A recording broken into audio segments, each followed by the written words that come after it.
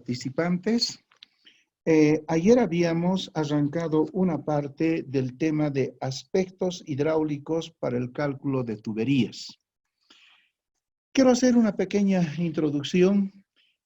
¿Por qué es importante esta temática? Porque nosotros vamos a dimensionar las redes interiores, tanto de agua fría como caliente al interior de un edificio, una vivienda multifamiliar.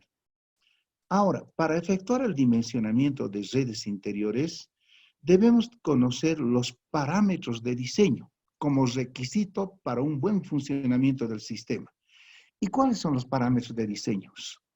Estos parámetros de diseño hidráulico son caudal, presión, velocidad y pérdidas de carga. Un poco tal vez recordando, ¿y qué es la hidráulica? La hidráulica viene de la palabra que significa conducción de agua, del griego hidor, agua, y aulus, que significa tubo de conducción. ¿Por qué debemos estudiar la hidráulica? Para no dimensionar tuberías más grandes o más pequeñas de las que se necesite. Debemos aplicar la hidráulica para que no haya vibraciones en la tubería por las altas velocidades. Debemos utilizar el caudal, la presión, los diámetros necesarios para el buen funcionamiento de los artefactos sanitarios. Se puede aprovechar la presión existente muchas veces en la red pública.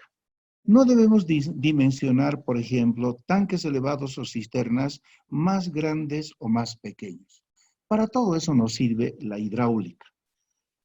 La hidráulica es fundamental y los conceptos básicos, rápidamente, como anoche lo habíamos visto, son los siguientes. Por las tuberías fluye el agua a presión. El agua llena todo el espacio de las tuberías. Significa que está trabajando a sección llena. En cambio, en las alcantarillas está trabajando a media sección. Pero al recorrer el agua dentro de las tuberías, pierde presión. Y esta pérdida de presión entre dos puntos de un tramo de tubería se denomina pérdida de carga. Ahora, esta pérdida de carga de la hidráulica, cuando se divide entre la longitud del tramo, nos da la gradiente hidráulica. Dicho de otra manera, una pérdida de carga se calcula multiplicando la gradiente por la longitud. Así de simple. Es más, ahora la hidráulica, ¿qué les puedo decir? Se sustenta en dos principios, que son la ecuación de la energía, que la conocemos como teoría de Bernoulli, y la ecuación de continuidad, que es igual al caudal área por velocidad. ¿Qué nos dice esta ecuación? Nos muestra una tubería que está trabajando a sección llena. El caudal está a favor de la pendiente. En hidráulica es interesante. ¿Cómo se miden las energías? Por líneas rectas. Aquí tenemos en el punto A, por ejemplo, la energía cinética. Tenemos la energía piezométrica y la energía de potencial o de posición. En este punto A, estas tres energías sumadas deberían igualarse al punto 2 también a las tres energías sumadas. Sin embargo, no ocurre eso. Aparece un nuevo factor que se llama pérdida de carga. Y esta pérdida de carga se da por muchas cosas. Lo más fundamental, cuando el agua fluye al interior de una tubería, debe vencer muchas fricciones, imperfecciones al interior de la tubería. Debe vencer su propia viscosidad. Y al hacer eso, se pierde presión y caudal. Y a eso se denomina pérdida de carga. Esta altura, esta ordenada pérdida de carga. Y es así que muchos hidráulicos estudiaron. Es la famosa ecuación de Bernoulli. Bernoulli decía que la suma de las tres energías se iguala en el punto 1 al punto 2, pero alimentando la pérdida de carga. Pero aquí también viene otro estudioso, Anthony de Lavoisier, y decía que en la naturaleza nada se crea, nada se pierde, lo único que se hace es transformarse. ¿Y qué significa esto? ¿En qué se está transformando esta pérdida de energía? Simplemente en energía calorífica. Entonces, a eso se refiere la pérdida de carga. Ahora, hubieron muchos hidráulicos que estudiaron las pérdidas de carga.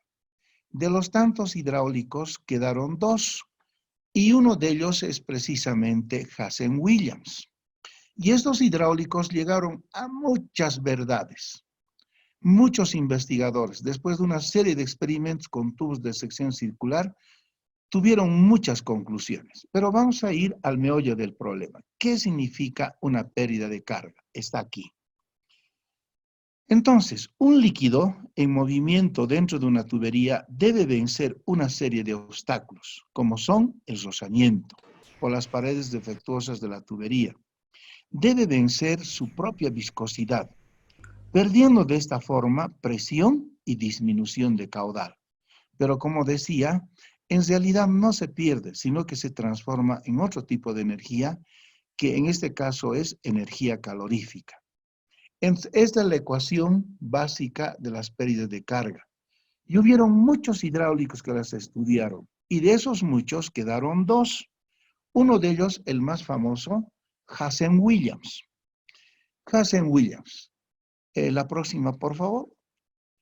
Hazen-Williams y el otro hidráulico es Darcy-Weisbach. De los dos, el más exitoso, Hazen-Williams. ¿Y por qué? Porque este hidráulico utiliza ecuaciones explícitas. ¿Qué significa? Por ejemplo, de esta ecuación de la pérdida de carga unitaria, podemos despejar algebraicamente el caudal, el coeficiente de rugosidad, el diámetro. Es una ecuación manejable. En cambio, la ecuación de Darcy-Weisbach es una ecuación donde tiene 2 hasta 3 incógnitas en una misma ecuación. Y eso no se podía resolver antes porque no habían computadoras. Entonces, las ecuaciones que manejaba Darcy-Weisbach eran ecuaciones implícitas. Y de ahí radica el gran éxito que tuvo hasta la fecha Hazen-Williams. Hazen-Williams, además, indica de que cuando hacemos el cálculo de las redes al interior de los edificios, debemos tener límites para las pérdidas de carga. Estas pérdidas de carga son determinantes. En instalaciones interiores se debe limitar esta pérdida con el fin de no perder demasiada presión al sistema. Si el sistema es por bombeo, ¿qué significa? Estamos elevando agua de un tanque cisterna a un tanque elevado. En ese caso, la pérdida de carga unitaria no debe ser mayor que 0,1. Pero si el sistema es por gravedad, ¿qué significa? De un tanque elevado estamos alimentando el agua a través de las montantes de las derivaciones a las diferentes viviendas horizontales. En ese caso, la pérdida unitaria en el último piso del edificio se debe limitar a este valor 0,08. Y definitivamente, la pérdida de carga total la calculamos multiplicando esta pérdida de carga unitaria por la longitud total. Entonces, de esa manera, la hidráulica calcula la pérdida de carga total. Ahora, en hidráulica existen pérdidas de carga. Unas que se llaman lineales, se dan en tuberías de agua potable en las redes, y otras que se denominan localizadas. Aquí están. Y estas localizadas se presentan cuando el agua tiene que atravesar codos, cruces, T's, válvulas. Entonces, las pérdidas de carga localizada suelen también expresarse como una longitud ficticia de tubería recta. Nosotros lo denominamos longitud equivalente. Y para diámetros comerciales de tuberías se disponen de nomogramas y tablas, por ejemplo, como la presente tabla que están en muchos libros de hidráulica. Tenemos el diámetro en milímetros, en pulgadas. Y los accesorios, tenemos codos, curvas, válvulas, T's, salidas de los tanques, y para cada diámetro existe una pérdida de carga localizada en función de longitud equivalente. Estas tablas figuran en los libros de hidráulica. Hoy en día, esto ya está inmerso en el software que vamos a hacer correr el día de mañana, intensamente en toda su cabalidad, y ya está inmerso estas tablas. O sea, la informática ahora nos ha facilitado muchos cálculos tediosos que lo hacíamos antes. Ahora, los conceptos básicos son los siguientes. Al pasar el agua por un accesorio, puede ser un codo, T, reducción, etcétera, pierde presión. Esta pérdida de presión por accesorio se calcula mediante tablas. Muy bien. Un codo corriente de media, su longitud equivalente es 0,532. ¿Qué significa? Que al atravesar el agua por una tubería, evidentemente pierde una energía traducida en 0,532 metros. Eso significa. Ahora, en eso trata básicamente la hidráulica, que está comandado por dos ecuaciones fundamentales, la ecuación de Bernoulli y la ecuación de continuidad. Muy bien, ahora vamos a ir a hablar un poco de las dotaciones de agua. Tocamos esta temática por lo siguiente. La dotación, no nos olvidemos, es la cantidad de agua que requiere una persona para satisfacer sus necesidades en un día. Y tiene varias maneras de escribirse. Una manera, litros habitante día, según el número de usuarios. Otra forma, litros metros cuadrados día para jardines, garajes, tiendas, almacenes, depósitos. Y hay otra manera más todavía, litros dormitorio día. Es el caso de departamentos de acuerdo al número de dormitorios. No nos olvidemos, los edificios multifamiliares deben estar dotados de agua potable de acuerdo al número de dormitorios de cada departamento. Según esta tabla, si el número de dormitorios por departamento es 1, entonces la dotación corresponde a 400 litros por departamento. Si son 3 dormitorios, corresponden a 1.200 litros por departamento. ¿Quién indica esto? ¿Quién lo dice? El Reglamento Nacional de Instalaciones Sanitarias. Ahora, la dotación, por ejemplo, para oficinas, según nuestro reglamento, es de 6 litros día metro cuadrado. Para locales de comercio, mercaderías secas, tiendas de abarrotes similares, 12 litros día metro cuadrado de área útil del local. La dotación para áreas verdes, 2 litros día metro cuadrado. Dotación para estaciones de servicio, por ejemplo, con bombas de gasolina, garaje, corresponde a un lavado automático una cantidad de 12.500 litros día por equipo de lavado. Entonces, todo esto está reflejado en el Reglamento Nacional de Instalaciones Sanitarias, las dotaciones. Ahora, para el cálculo de las dotaciones de agua, se utilizan las especificaciones del ítem 4.3 del reglamento. Y en el reglamento es interesante. Por ejemplo, iremos a este ejemplo. Nos dice calcular la dotación de agua para un edificio de 10 pisos, donde en cada piso hay un departamento y en total hay 10. Y cada departamento tiene 3 dormitorios. En la tabla número 432 del reglamento, vemos que para un departamento con 3 dormitorios corresponde una dotación de 1.200 litros día. ¿Y qué tenemos que hacer? Simplemente multiplicar esta dotación por el número de departamentos y tenemos aquí el total. Para abastecer agua a este edificio de 10 plantas, necesitamos cada día 12.000 litros día de agua. 12.000 litros. Entonces, de esa manera se calculan las dotaciones. Entonces, en edificios multifamiliares la dotación está definida por el número de dormitorios por departamento. Ahora vamos a hablar de los tanques de almacenamiento, de los volúmenes y de su cálculo respectivo. ¿Qué pasa con los tanques? Por ejemplo, si el sistema es cisterna-tanque elevado, entonces el volumen del tanque bajo cisterna corresponde a 2/3 del consumo diario. Y el volumen del tanque elevado corresponde a 1/3 del consumo diario. ¿Qué pasa si el sistema es cisterna hidrocel? Ya no tiene tanque elevado, solamente tanque cisterna. En ese caso, el volumen corresponde al consumo de un día. Y aquí hay un caso extremo. ¿Qué pasa si tenemos un tanque elevado abastecido directamente de la red pública? Se abastece por la noche. Entonces el volumen del tanque debe ser igual o mayor al consumo de un día. No nos olvidemos, tanque bajo, 2/3, tanque elevado, 1/3. Y si es un solo tanque, corresponde ese tanque al volumen del consumo de un día.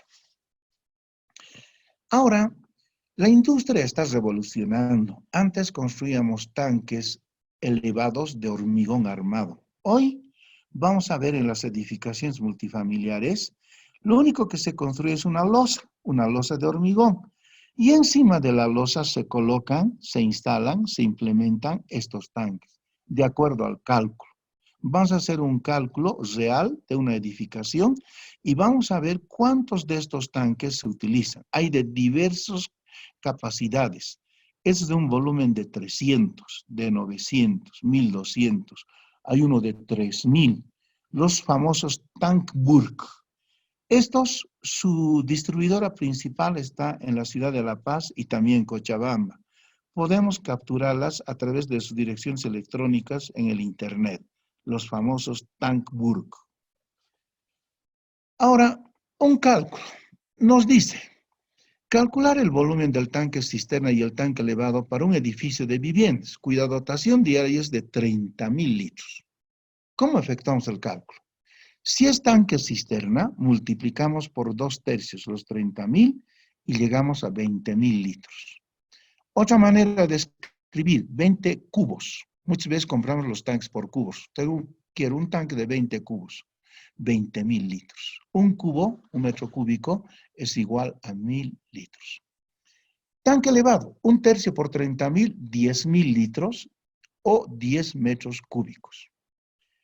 ¿Y qué pasa aquí si nos piden calcular el volumen de un tanque cisterna para un sistema de agua cisterna hidroceles? Ya no hay tanque elevado, que tiene una instalación, una dotación diaria de 15.500 litros. Entonces, ese único tanque debe abarcar, cubicar, debe abastecer el consumo de un día. Por eso se multiplica por 1 y el volumen de ese tanque es de 15.500 litros. Dicho de otra manera, 15.5 metros cúbicos. Entonces, de esa manera se hace el cálculo de los volúmenes de los tanques cisterna y elevado. Cisterna, 2/3 del volumen. Elevado, 1/3. Y si es un solo tanque, corresponde al consumo de un día. Por eso multiplicamos por 1. Muy bien, pero antes de despachar tanques, retrocederemos por favor un poquito a mi compañero, un poquito. Aquí, la nueva visión de diseño ahora es el siguiente. Nosotros debemos considerar a un tanque como un recipiente que contiene un medicamento. ¿Dónde se pueden dar las contaminaciones del agua? Es precisamente en los tanques. ¿Y por qué? Pueden tener la tapa rota. Siempre a los tanques se introducen finos. Entonces, tenemos que tener un filtro antes del ingreso al tanque para retener estos finos. Entonces, cualquier contaminación del agua, muy probable es por los tanques que tienen tapas rotas, fisuras, fugas, etcétera, etcétera. Por ese motivo, la concepción ahora actual es cómo se diseña un tanque como un recipiente que contiene un medicamento. Muy bien. Ahora, concluidos los tanques, vamos a entrar a estudiar la demanda del agua. La pregunta del millón siempre nos hacían, en este mundo que vivimos hay dos términos que siempre vamos a escuchar, la oferta y la demanda. La oferta está constituido por el diámetro de la tubería, por las presiones de servicio, por el caudal y por el tamaño del medidor que nos puede ofertar la empresa, la EPSA local. Y la demanda, como dice aquí el título, está constituida por las necesidades de agua del proyecto. ¿Y quién va a demandar el agua? Los artefactos sanitarios. Ducha, inodoro, lavamanos, lavaplatos, tina, bidet, etcétera, etcétera. Y también la demanda está definida por la cantidad de desagües a evacuar. Entonces, oferta y demanda. Ahora bien, ¿qué métodos de cálculo de redes de distribución existen? La red de distribución de un edificio, una red, pero mañana la vamos a ver con un plano, es un adelanto. Una red está conformada por distribuidores, columnas o montantes y derivaciones o ramales. Ahora, esa red de distribución de un edificio se diseñará para que todos los artefactos sanitarios funcionen correctamente, con buena presión. Existen muchos métodos de cálculo. Los más conocidos, métodos de los pesos, el brasilero, método de la raíz cuadrada, método de las fórmulas empíricas, y es el método que utiliza el Reglamento Nacional de Instalaciones Sanitarias vigente, el método de Hunter, Roy V. Hunter, que lo vamos a ver enseguida. Todos estos métodos tienen como base el funcionamiento simultáneo de dos artefactos sanitarios, considerando como condición normal el funcionamiento de dos artefactos dentro de un baño. Ahora vamos a definir los caudales en cada tramo. Para obtener estos caudales en las derivaciones y las columnas de la red de distribución se dispone de tablas y ecuaciones que facilitan la determinación de estos caudales, y está en función a las unidades de Hunter, según este método de Roy V. Hunter. ¿Y en qué consiste? Consiste en lo siguiente. El doctor Roy V. Hunter, de profesión médico interesante, fue quien aplicó por primera vez la teoría de las probabilidades al cálculo de los gastos o caudales en los sistemas de plomería. Interesante. Y este método consiste ¿en qué? En asignar a cada aparato sanitario o grupo de aparatos sanitarios un número de unidades de gasto o peso, determinado experimentalmente. Ahora, la unidad de gasto es la que corresponde, como dice aquí, a la descarga de un lavamanos común con trampa sanitaria de 1/4 de diámetro, equivalente a un caudal de 28 litros por minuto. Dicho de otra manera, 0,47 litros por segundo. Es decir, ¿qué es unidad de gasto?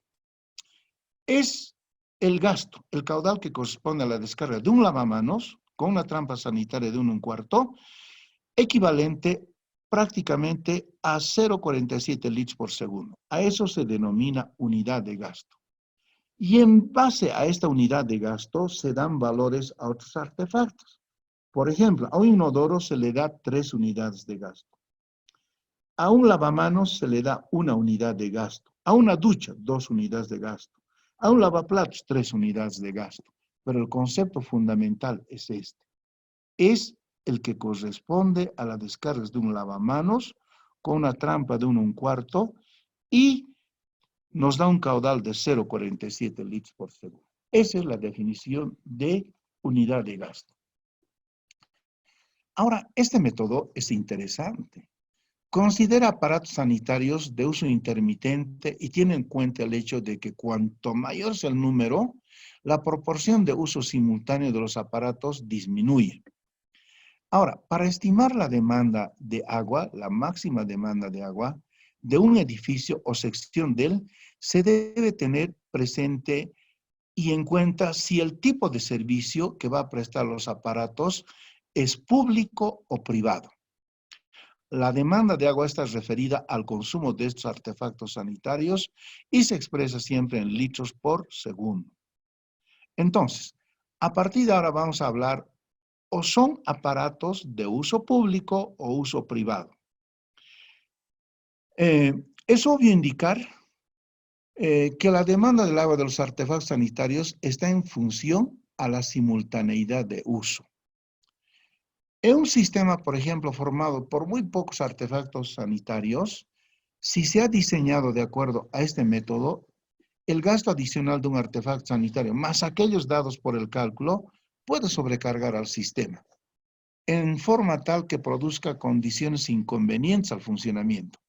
En cambio, si se trata de muchos artefactos sanitarios, una sobrecarga de uno o varios artefactos rara vez se notará. Esa es la pequeña gran diferencia. Servicio público. Cuando los artefactos sanitarios están ubicados en baños de servicio público, es decir, varias personas pueden ingresar al baño y utilizar diferentes artefactos sanitarios.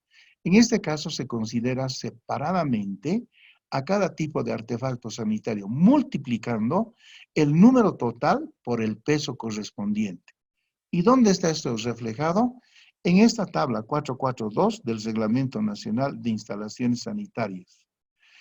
Y obteniéndose un valor total de unidades de gasto, el que se lleva además a esta otra tabla. Entonces, nosotros en el reglamento ya tenemos inmerso estas tablas y en el software ya está inmerso estos valores del reglamento. Servicio privado.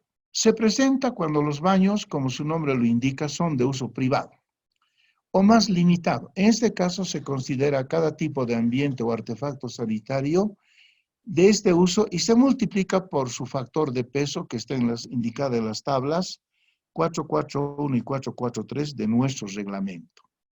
Alguien decía, ¿no? Si un baño es público, ¿cómo se abre la puerta?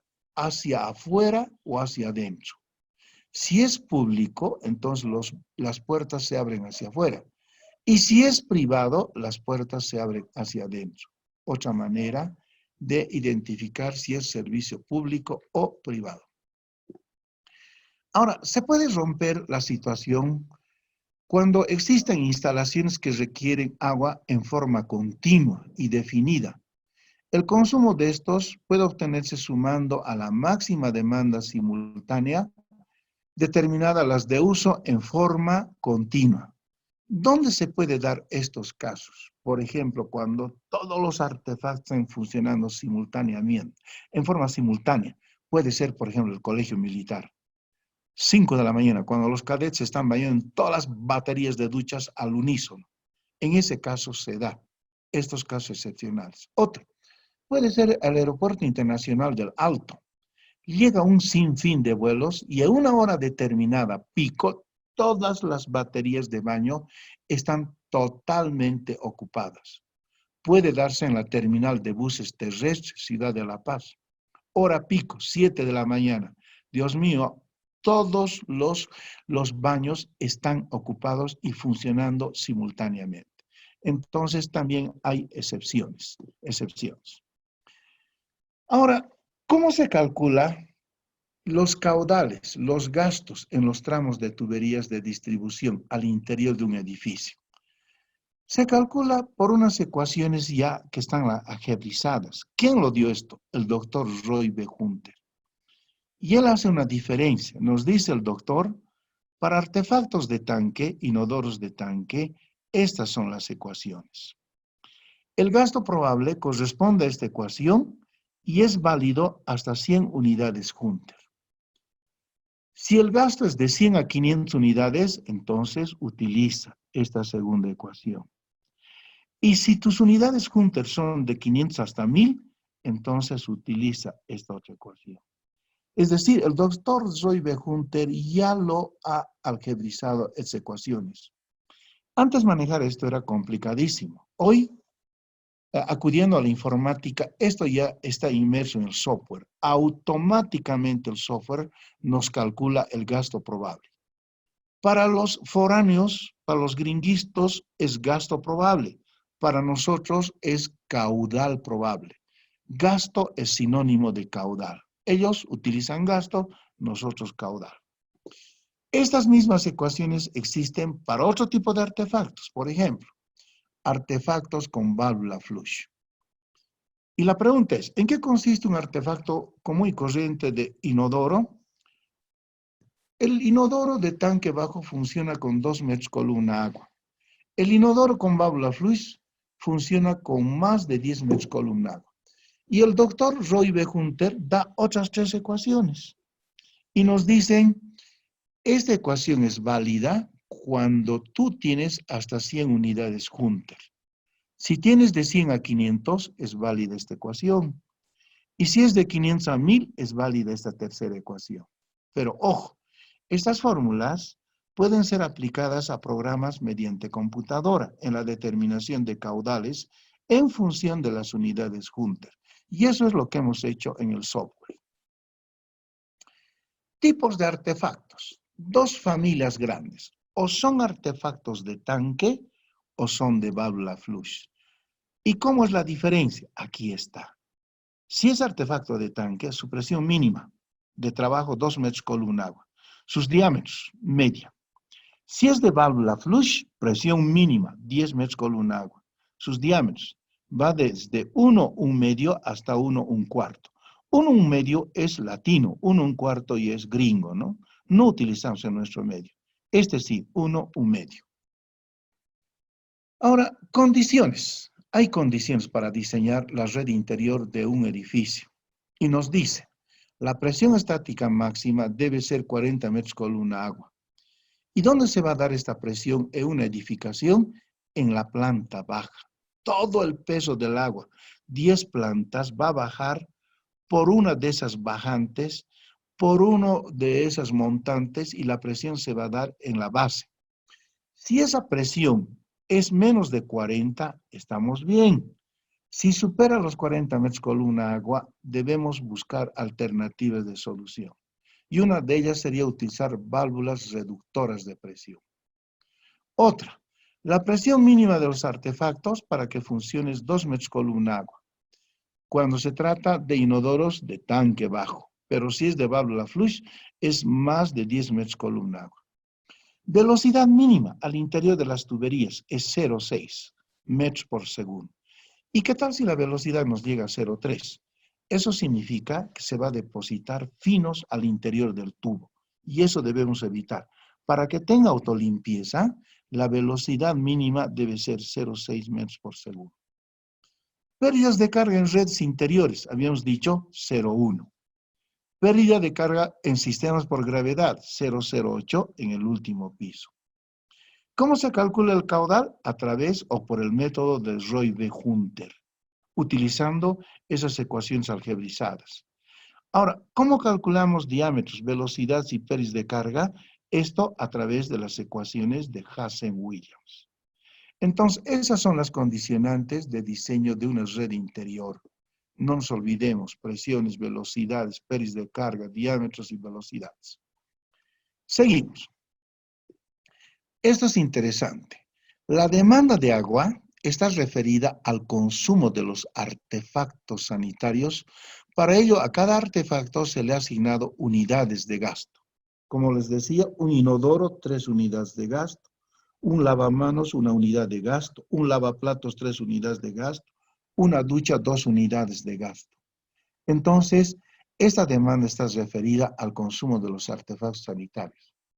Cuando realicemos el cálculo, el día de mañana, vamos a hacer un inventario de cuántos inodoros existen en todo el proyecto, cuántas duchas, cuántos lavamanos, cuántos lavaplatos. Y esos artefactos son los que ocasionan la demanda del agua. Y todos esos valores están en el reglamento en los cuadros 441 y 442. El uno para uso privado y el otro es para uso público. Es más, demanda del agua. Para calcular diámetros de las tuberías que conduzcan agua fría o agua caliente a una pieza sanitaria que requiere de ambas, se usarán las cifras indicadas en las columnas del reglamento. Por ejemplo, aquí nos dicen calcular la demanda de agua de un edificio de oficinas. Tiene 10 pisos, con una oficina por piso que cuenta con un lavadero de cocina, un baño conformado por un inodoro y un lavamanos. Aquí está el detalle. Lavadero, inodoro, lavamanos. Sus unidades de gasto o unidades de junta. La cantidad multiplicamos y tenemos aquí el total de unidades de gasto que corresponde a 70. Ahora, la demanda del agua de los artefactos sanitarios está en función a la simultaneidad en el uso de los artefactos. Pero esta simultaneidad de uso está sujeta, decíamos, a las leyes de las probabilidades. Y en este ámbito es donde el doctor Roy-B-Hunter desarrolla una metodología basada en probabilidades de uso y diseña unas curvas que relacionan el número de unidades de gasto asignados a artefactos sanitarios con el caudal probable. ¿Dónde están estos? En el reglamento nacional, en esta tabla 443, que ahí está reflejado. ¿Qué más? Ahora, demanda del agua. Ejemplo de la demanda, cálculos de descarga. Aquí quiero hacer énfasis lo siguiente. Tenemos un artefacto, por ejemplo aquí, lavadero de cocina, inodoro y lavamanos. sus unidades de gasto respectivo, la cantidad de artefactos sanitarios. Hacemos el producto de la unidad de gasto por la cantidad y aquí tenemos los totales. Nos da 105 unidades de gasto. Y aquí tenemos los mismos artefactos, increíble. Pero aquí nos da un valor mucho más grande, 150. ¿Dónde fue que se mayoró? Fue aquí. Observe. Inodoro de tanque tiene 3 unidades de gasto. Inodoro de válvula flush tiene 6 unidades de gasto. Esto es lo que ha mayorado. Entonces, como pueden ver, los inodoros de válvula flush necesitan una presión superior a los 10 metros columna agua y también requieren mayor caudal. Eso significa el comparar estos dos artefactos, inodoro de tanque versus inodoro de válvula flush. Este funciona con 2 metros columna agua, pero este funciona con más de 10 metros columna agua. Esa es la temática.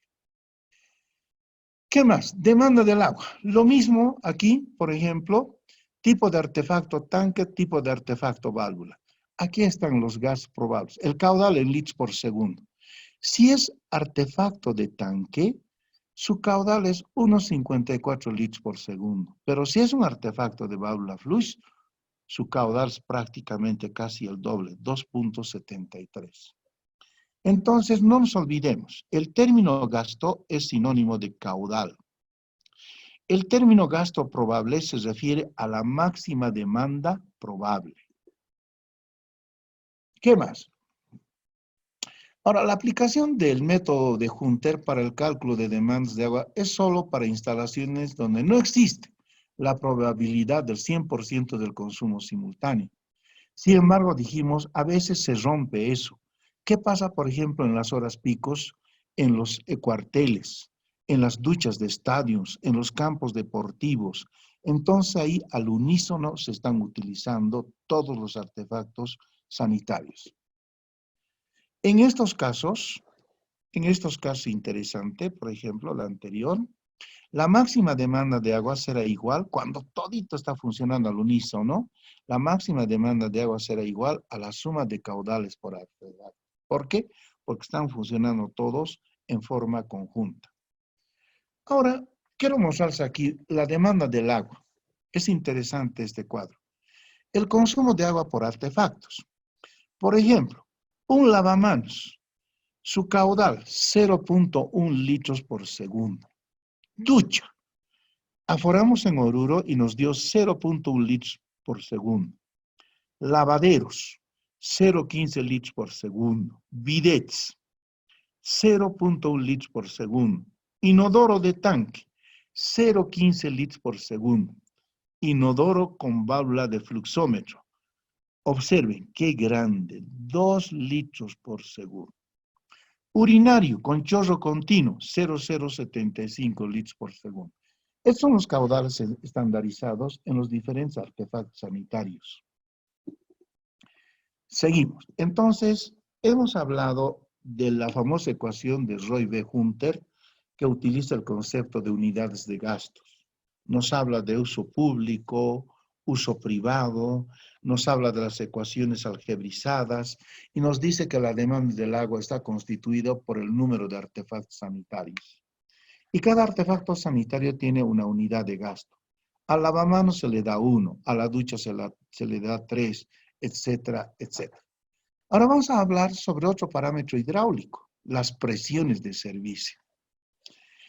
Aquí tenemos una tubería donde el caudal está a favor de la pendiente. Aquí tenemos la misma tubería, pero el caudal está en contra de la pendiente. Y es una gráfica interesante. Tengo el punto A y el punto B. Y me dice, ¿cómo puedo calcular la presión en el punto B? Simple.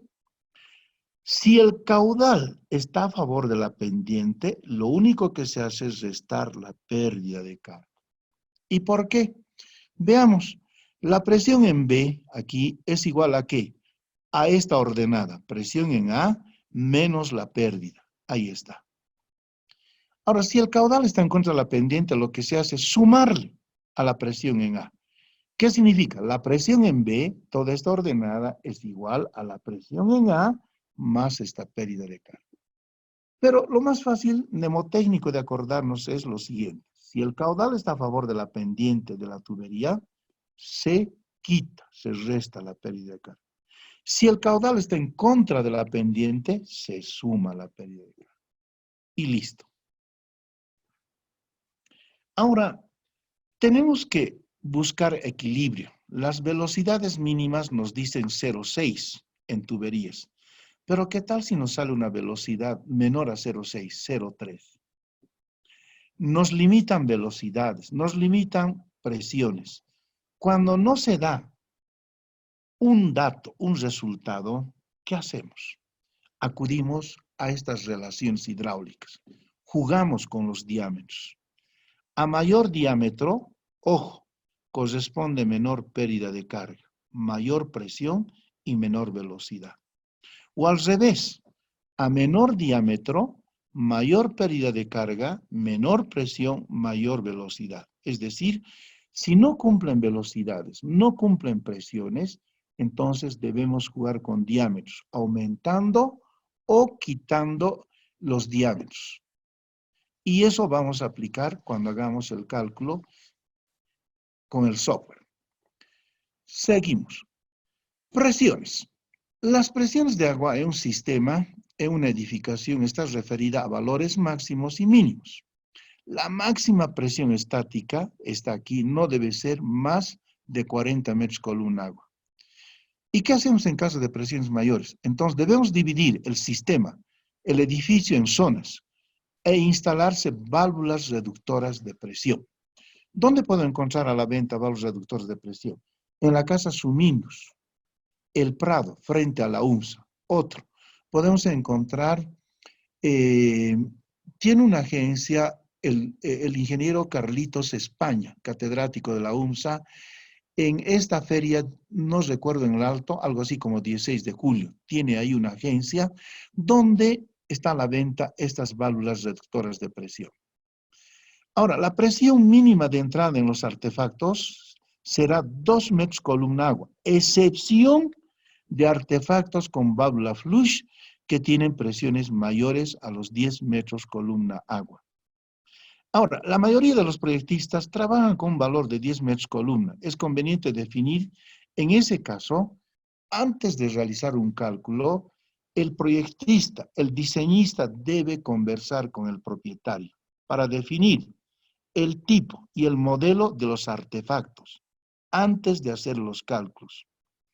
Eso es importante.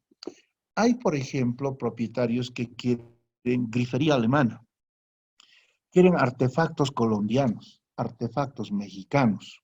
Por ejemplo, en nuestro país, Estado Plurinacional de Bolivia, tenemos inodoros y llevan la marca Hayes de color blanco. Pero hay inodoros colombianos, chilenos, mexicanos, hay grifería alemana, grifería francesa, todo depende de la economía del dueño, del propietario.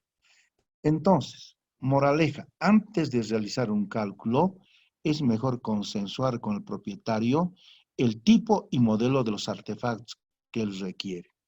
Hay propietarios que dicen, yo quiero una buena presión de agua en la ducha. En ese caso, tendríamos que utilizar artefactos de válvula flush y necesitamos presiones superiores a los 10 metros columna agua. Hay propietarios que también nos dicen, no, mire, yo quiero artefactos relativamente baratos.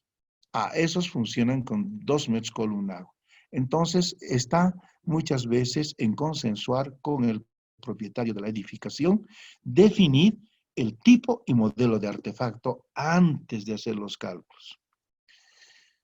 Muy bien, ahí hemos hablado entonces interesante de los artefactos sanitarios, cómo existen, qué les digo, por sus diámetros, si tiene válvula flush, no tiene válvula flush, cómo controlamos velocidades y presiones jugando con diámetros.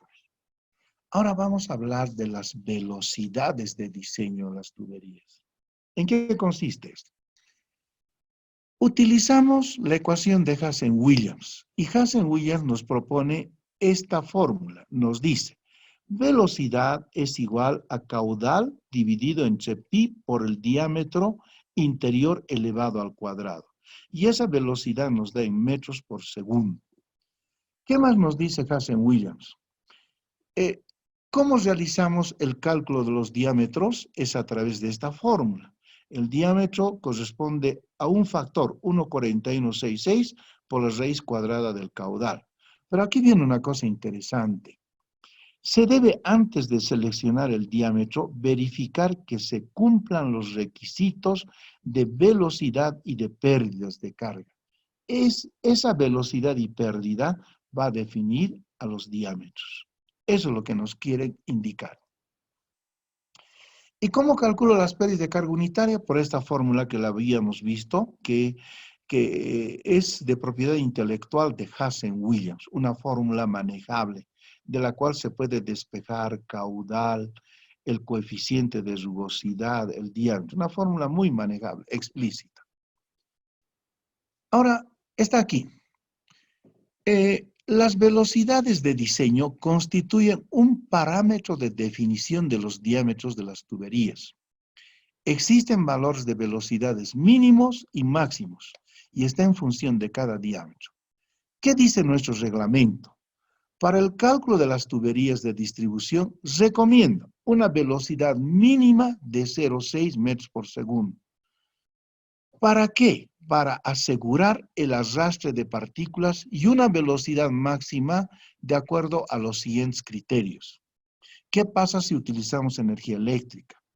Entonces, para un suministro, la tubería deberá ser diseñada de manera que las pérdidas por fricción no sean mayores al 10%. En fin, pero vamos a ver ahora una tabla muy interesante de propiedad del profesor Acevedo Neto, brasilero, y él indica, si las velocidades mínimas para todas las tuberías, para todos los diámetros, es 0,6 metros por segundo, y menor a eso causan deposición de finos, las velocidades máximas están definidos en función al diámetro. Para un diámetro de media, su máxima velocidad 1,6 metros por segundo. En instalaciones interiores de edificios, ¿cuáles son los diámetros comerciales que utilizamos? Media, 3/4, 1, 1,5, hasta 2, alguna vez 2,5. Entonces, para media, su máxima velocidad 1,6. Para 3/4, 1,95. Para 1, 2,25. Para 1,5, 2,70. Para 2, caso extremo, 3,15. Si esta es la máxima, la velocidad media es 0,6. Si nos pasamos más de 3,15, por ejemplo, 2 pulgadas, ¿qué significa? Entonces las tuberías empiezan a vibrar, a silbar, las tuberías se ponen nerviosas. Por ese motivo que las velocidades de diseño deben estar entre 0,6 y 1,60 si es un diámetro de medio. Si es más de 1,6, causa vibración.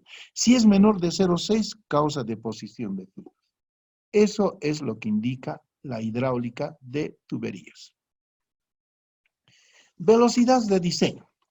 La definición de velocidades de diseño está ligada estrechamente no solo a velocidades máximas, como las que se indicó que preservan el desgaste de las tuberías, sino también existen razones. Por ejemplo, los ruidos, las vibraciones en las tuberías y los diámetros mínimos acordes con el tipo de artefactos a utilizarse.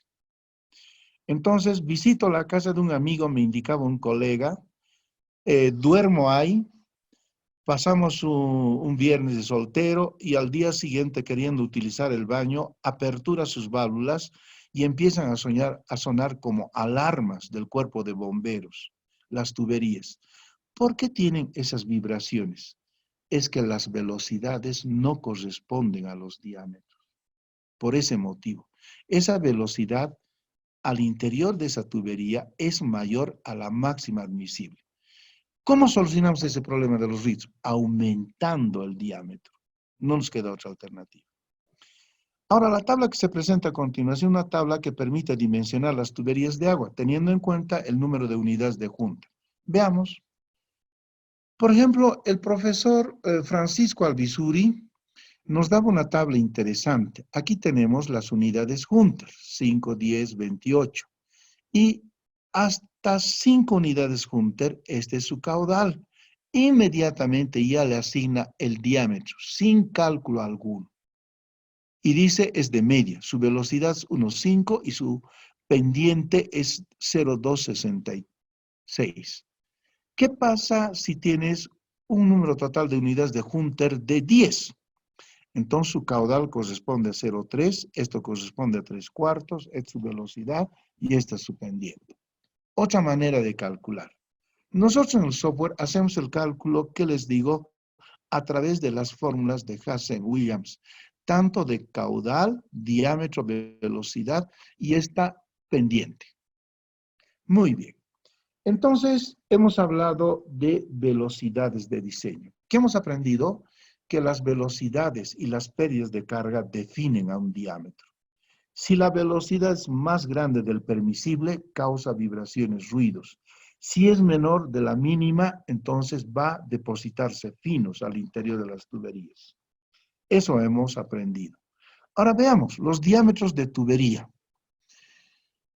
Los artefactos sanitarios requieren para su suministro de agua, requieren tuberías, accesorios de conexión y se presentan unas tablas. Por ejemplo, el lavamanos, si es agua fría, la tubería para este artefacto es media, si es agua caliente, media.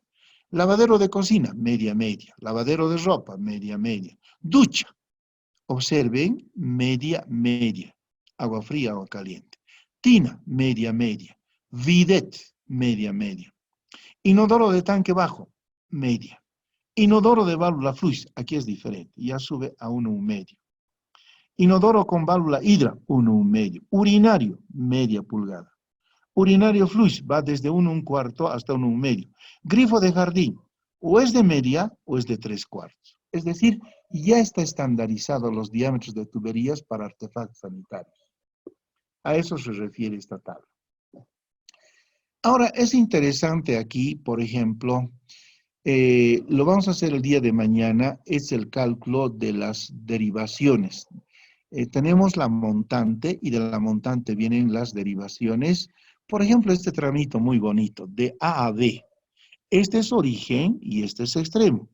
En el origen está un inodoro, los gringos lo llaman watch, close. Su unidad de gasto es 3. Su unidad acumulada es 3 y esto corresponde a un diámetro de media. ¿Qué tal si vamos de B a C? B es origen, C es extremo. En el B, en el origen, está un inodoro y sus unidades de gasto son 3. Y aquí acumulamos 3 y 3, 6. Y eso va a corresponder a un diámetro de 3/4. En ramales, origen extremo, todo se acumula al origen, en ramales. En montantes, todo se acumula al extremo. Eso vamos a ver en un cálculo que lo vamos a realizar. La próxima, por favor. Lo propio aquí, es muy bonito. De A a B, ¿qué hay? Origen extremo. En el origen hay inodoro. Unidades de gasto 3, acumulado 3, corresponde a un diámetro de media. Este diámetro va a ser de media. El tramo BF ya es más complicadito, de B hacia F, aquí. Origen extremo. En el origen que hay, un lavamanos. Unidad de gasto 1 y acumulamos con este 3. 3 más 1, 4. Y para 4 unidades de gasto, el diámetro es igual a 1/2. ¿Cuál es el objetivo de esto? Origen extremo. Se acumula todo al origen en el cálculo de ramales. Es un ramal. Ahora vamos a hablar de medidores. Qué importante es medir. La manera más racional de cobrar el agua es a través de un medidor. En medidores existen medidores industriales como este. Es un monstruito. Medidor Lau de 30 metros cúbicos. Y tiene aquí una válvula de retención. Esta válvula de retención nosotros la debemos instalar aquí antes del medidor. Cosa que cuando el agua entre de la red, y si en algún momento no hay en la red, retrocede. Y aquí automáticamente se levanta una cortina. Cuando no hay agua, se cierra herméticamente la cortina. ¿Para qué sirve todo eso? Para evitar el retroceso de estas agujas. Porque cuando se vacía la red de agua potable, actúa como émbolo. Y podemos estar midiendo aire en los medidores. Por eso que los medidores antes deben tener instalado una válvula de retención. En estos medidores chilenos Maipo ya está aquí adentro instalado la válvula de retención. Y es esta su válvula de retención. Interesante. Es un disco con, ¿qué les digo? Una capita de un material plástico que cuando el agua pasa se levanta. Cuando no hay agua se cierra herméticamente. Es otra manera de tener una válvula de retención. Veamos. Y como todo medidor tiene pérdidas de carga. En este eje de abscisas está el caudal y en el eje de ordenadas está la pérdida de carga. ¿Cómo encuentro la pérdida de carga de un medidor? Supongamos que tengo 5 metros cúbicos hora, corto a esta curva e intersecto y aquí tengo su pérdida de carga. De esa manera se encuentran las pérdidas de carga en los medidores en función al caudal. Ahora, existe una diversidad de medidores. Estos son brasileros, LAU. Como pueden ver, hay medidores domiciliarios, horizontales. Hay medidores, fíjense, verticales. Hay medidores para tuberías matrices de agua, son monstruos. Medidores industriales, medidores comerciales. Incluso existe su caja de chapa metálica. Al interior está un medidor. Industria LAU. Es la industria más conocida y que utilizamos en nuestro medio. Hay muchas industrias. Por ejemplo, hay Schlumberger, alemán. Hay una industria peruana, Inca se llama el medidor. Hay una industria chilena, Maipo se denomina el medidor. Hay una industria francesa, Pont-Mousson. Es decir, una diversidad de marcas. Pero lo mejor es trabajar con LAU. Esto está de moda en Latinoamérica. Ahora, es una tabla interesante. ¿Cómo dimensionar un medidor?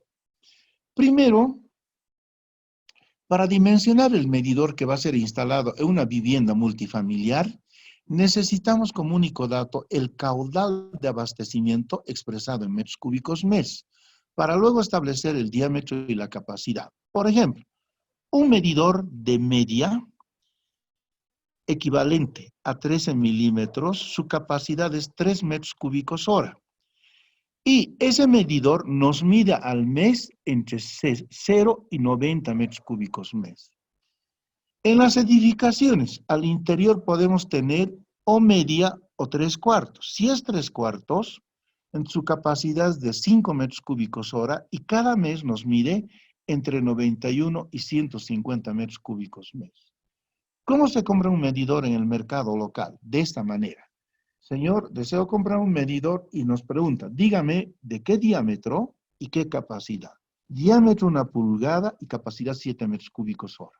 Y de esa manera adquirimos un medidor. Y veamos cómo se utiliza esto. Aquí tenemos una edificación. Planta baja, primera planta, segunda planta. Entonces, yo doy en anticrético o alquiler a estos caballeros. Y aquí hay un medidor instalado en la calle. EPSAS La Paz viene, mide, lectura y me hace llegar una factura del agua. Yo como dueño de casa, ¿qué hago? Prorrateo la factura entre todos los habitantes del edificio. Y ahí se va a dar una guerra civil. Porque el de arriba, el que vive, va a decir, yo no habito aquí los 30 días. Yo soy agente de viaje, solamente estoy aquí una semana. El que vive ahí abajo está todos los días y él debe pagar más. Ese es el problema de prorratear. ¿Cómo solucionamos este problema? De la siguiente forma. La próxima. Para que todos, como quien dice, paguen lo justo, es tener un medidor en la acera de la empresa y en cada vivienda horizontal un medidor individual. Entonces aquí se anota lo que se ve. Esta lectura del consumo en este medidor grande debe sumarse estos 4. Si no igualan, entonces significa que hay fuga al interior de una de las viviendas o el medidor está trabado o malogrado. Y esa es la manera más justa y equitativa de cobrar el consumo de agua en una edificación multifamiliar. Ahora quiero aprovechar esta gráfica. Es un sistema indirecto. Observen, tengo tanque cisterna, conjunto motor bomba, extraigo el agua del tanque, lo subo al tanque de arriba, tanque elevado. Aquí tiene una válvula de flotador. De aquí sale el agua a través de una montante. Y a través de esta montante voy alimentando a todas las viviendas horizontales. Este tanque bajo corresponde a 2/3 del consumo de un día. El tanque alto a 1/3 del consumo de un día. Esta es la famosa línea de impulsión. Estoy extrayendo el agua a través de un conjunto motor-bomba. Ojo, utilizo energía eléctrica. Estoy haciendo el bombeo respectivo y los sangrones de Electropaz me cortan la energía eléctrica. El agua vuelve por esta tubería, choca, nuevamente sube, choca. Eso se llama el famoso golpe de ariete. Si no tuviera esta valvulería, válvula de llave, una válvula de paso y una válvula de retención, se pone mucha valvulería. Alguna vez nos preguntamos, ¿por qué? Esta valvulería sirve para evitar el famoso golpe de ariete. Si no tuviéramos 2 válvulas, la presión del agua va a causar estragos. Se lo va a llevar como tiquipaya en Cochabamba. Toda la casa de máquinas, las bombas, motores, estragos. Entonces, por eso se instala tanta valvulería. Llave de paso y válvula check. ¿Para qué? Para evitar el golpe de ariete. Entonces, es un sistema indirecto. Aquí el cobro es más justo. Aquí se paga lo que se gasta. Todos felices, todos contentos. Y hemos evitado el problema.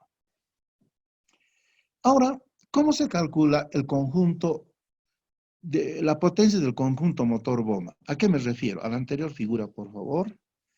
Es el conjunto motor-bomba. Y debo calcularlo. Vamos a hacerlo el día de mañana con el software. Y está en unidades HP. ¿Cómo se calcula? Se calcula de esta manera.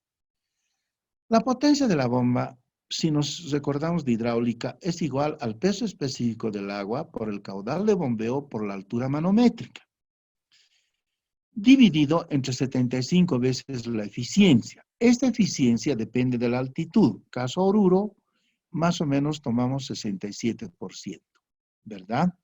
¿En qué unidad está? En horsepower, HP. Pero todo se calcula aquí. ¿Cuál es lo más duro de calcular? Es la altura manométrica. ¿Ya qué es la altura manométrica? Veamos. La altura manométrica es igual a la altura de succión más la altura de impulsión más la pérdida de carga total más la presión de salida al tanque. Veamos ahora, retrocedamos por favor a la gráfica anterior, a la otra, unita más. Aquí está. Altura manométrica es igual a esta altura de succión más la altura de impulsión más la sumatoria de todas las pérdidas de carga que va a haber en esta línea de impulsión, en estos accesorios, y más la presión de salida aquí en el tanque. Y esta presión de salida aquí, para levantar esta válvula de flotador, tiene que ser mayor a 2 metros columnares.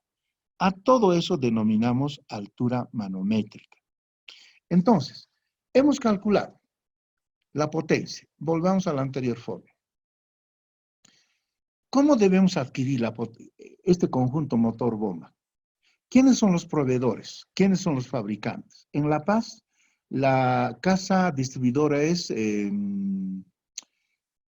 la Caprari, si es industria italiana, y la Rogur Limitada, si es industria americana. Y en Cochabamba es la Casa San Rafael. Entonces, los proveedores, los vendedores, los fabricantes nos van a preguntar para vendernos los siguientes datos. Señor ingeniero, señor arquitecto, señor técnico, quiero saber su altura manométrica. Yo le digo, 30 metros. Muy bien. Su caudal de bombeo, ya, 0.2 litros por segundo. Bien. Y me va a hacer una tercera pregunta más.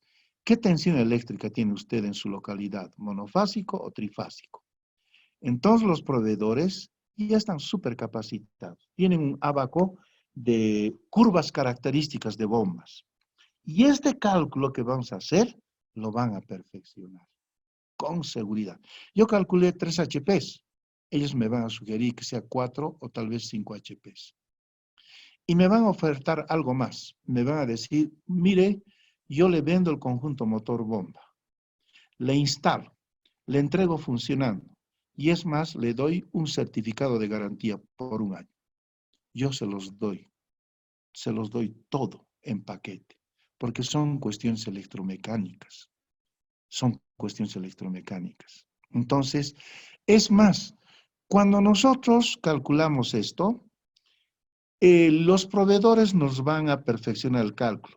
Y es mejor, si hay dinero, comprarles dos. Uno que vamos a instalar y otro tener en stand-by, guardarlo. Cualquier momento puede haber un colapso, puede haber un corte de energía eléctrica, se quema el conjunto motor bomba. ¿Qué hago si no tengo en existencia en mis almacenes? Imagínense quitar agua a una edificación de 10, 15 plantas. Me van a hacer un juicio. Entonces debo tener yo guardado en mi bodega en stand-by otro conjunto motor bomba de las mismas características. Eso nos recomienda la experiencia. Muy bien, continuamos. La altura manométrica ya sabemos qué es. Ahora vamos a hablar de los hidroceles.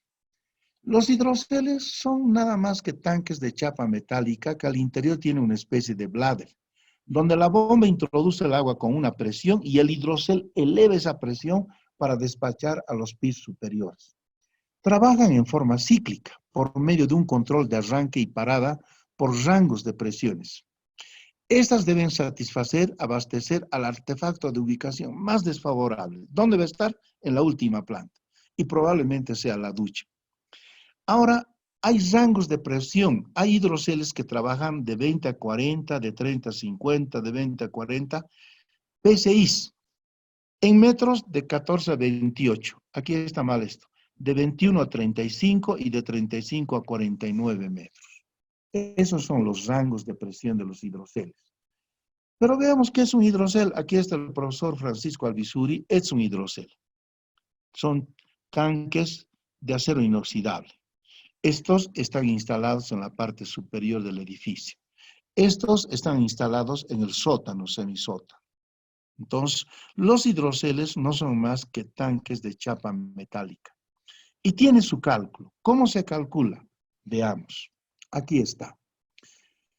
Primero calculamos la altura dinámica, que es igual a la altura geométrica al artefacto más desfavorable, más la altura de succión, más la pérdida de carga total al artefacto más desfavorable y más la presión de salida al artefacto más desfavorable. A eso denominamos altura dinámica. Muy bien. Veamos. Ahora, ¿cómo se calcula el volumen del hidrocel?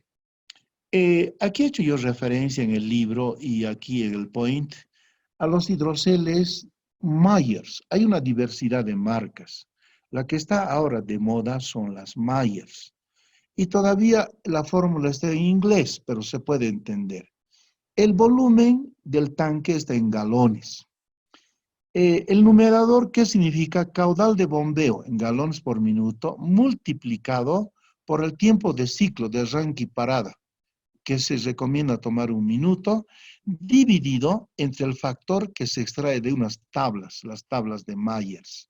Vienen en sus catálogos. Pero aquí viene lo más interesante. Definido el volumen del tanque, el proveedor nos ofrece una serie de tanques que no siempre coinciden con el valor calculado. En ese caso, cuando la capacidad no coincida, tendremos que utilizar lo que el proveedor nos ofrezca en capacidades menores, cuidando que el volumen total sea igual o mayor al volumen requerido. Es la única recomendación. Entonces, con esta expresión calculamos el volumen del tanque en galones de la capacidad de los hidroceles. Y bueno, aquí hago referencia a las fórmulas que utilizamos en hidráulica, la ecuación de continuidad, la ecuación de Bernoulli y la ecuación de la pérdida de carga. Entonces, son las fórmulas más utilizadas en el cálculo hidráulico al interior de instalaciones domiciliarias de agua. Muy bien. Hasta aquí, la próxima creo que es la final. Herramientas para plomería.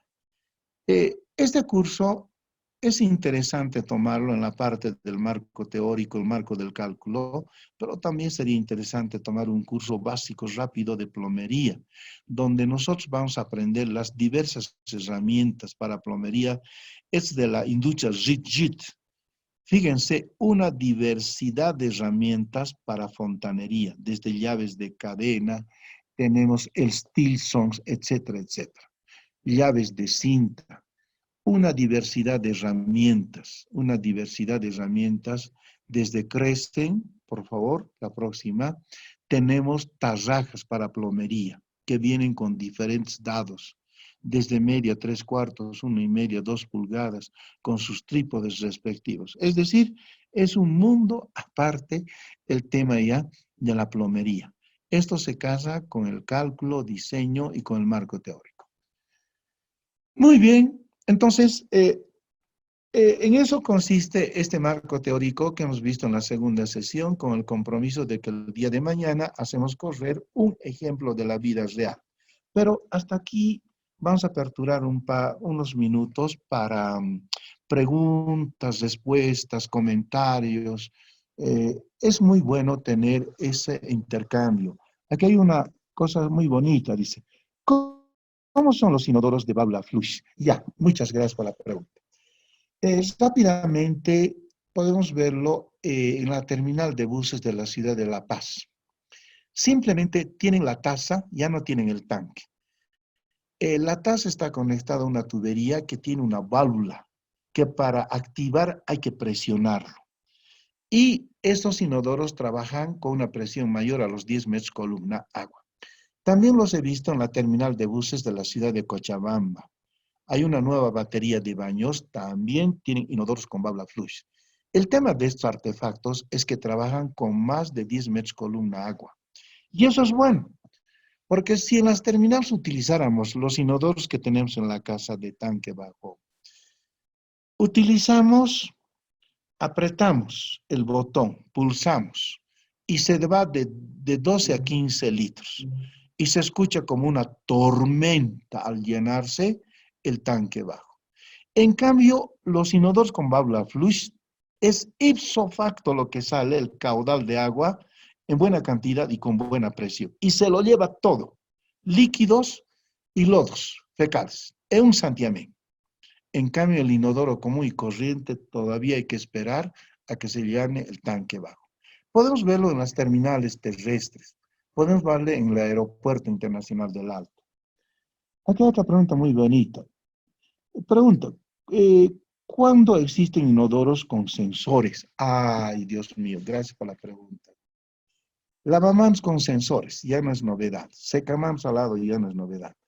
Ahora, existen inodoros con sensores, increíble. Lo han desarrollado bastante los japoneses. De tal manera que como un celular, nosotros podemos hasta graduar la temperatura del agua del inodoro. Y es más, es inodoros con sensores, inclusive rápidamente nos pueden dar un análisis de las heces que nosotros estamos evacuando. Es interesante. En países ya mucho más avanzados, desarrollados, se tiene este tipo de inodoros con sensores. Caso Japón, lo tiene. Entonces, existe. En nuestro medio no lo vi todavía, más que lavamanos a sensores. En inodoros no lo vi, más son a válvula flush o inodoros con tanque bajo. Entonces, ¿qué quiero decirles? Los artefactos sanitarios a través del tiempo están cambiando, fundamentalmente. Las cosas cambian, los tiempos cambian. Por ejemplo, los baños jacuzzi, no lo conocíamos. Ahora los tenemos como esquineros con agua burbujeante. Y ahora, en nuestro cálculo, ¿cómo asimilamos los baños jacuzzi? Lo asimilamos como bidet, lo asimilamos como tina. Eso vamos a ver el día de mañana. No sé si hay alguna pregunta más. Nos interesaría hacer un intercambio antes de cerrar esta segunda sesión. Y nos encantaría hacer un intercambio. Lo que hemos hecho ayer y hoy día es el marco teórico, pero era muy necesario para entender los cálculos que vamos a hacer el día de mañana. El día de mañana vamos a hacer un trabajo de campo y un trabajo de gabinete y el software prácticamente lo calcula de forma automática. Entonces, muchas veces no se lo puede entender si no tenemos el concepto teórico, el concepto del marco teórico. Esa fue la motivación para que estas 2 sesiones tratemos de explicar lo más sucinto sobre los aspectos hidráulicos. Muy bien, no habiendo mayores preguntas, con el compromiso de nuevamente ubicarnos el día de mañana, esta sesión inmediatamente se las vamos a enviar toda la grabación, todo el video, y el día de mañana iniciaríamos con el cálculo del primer software que lo hemos denominado HIDRAS, tanque bajo, tanque elevado, conjunto motor, bomba, línea de impulsión. Vamos a calcularlo eso, vamos a diseñar la cometida, el medidor. Después vamos a diseñar la red interior, las montantes, derivaciones. Y vamos a hallar la presión al artefacto más desfavorable. Y con eso se habría concluido el cálculo. Este software está elaborado en el lenguaje Delphi, la primera parte. Y la segunda parte está en Excel.